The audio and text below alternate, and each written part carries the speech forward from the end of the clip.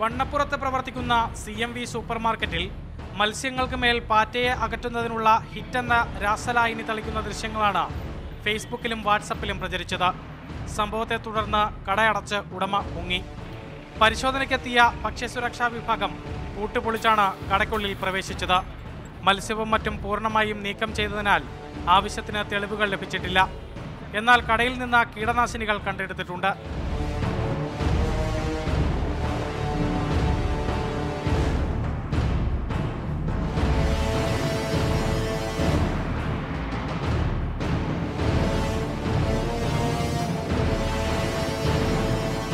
ഇവിടെ ഇപ്പോൾ പരിശോധിച്ചപ്പോൾ മത്സ്യങ്ങളൊന്നും കണ്ടെത്താൻ കഴിഞ്ഞിട്ടില്ല.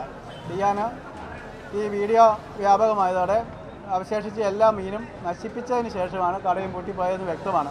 എന്നാൽ ഒരു ഇൻസെക്ടിസൈഡിൻ്റെ പാക്കറ്റ് ഇവിടെ നിന്ന് ഞങ്ങൾക്ക് കണ്ടെത്തിയിട്ടുണ്ട്.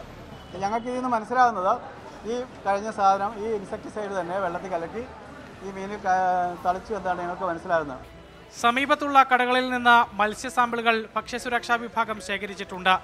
വകുപ്പിന്റെ മതിയായ അനുമതിയില്ലാതെ കട തുറക്കരുതെന്ന് കാണിച്ച് കെട്ടിട ഉടമയ്ക്ക് നോട്ടീസ് നൽകി.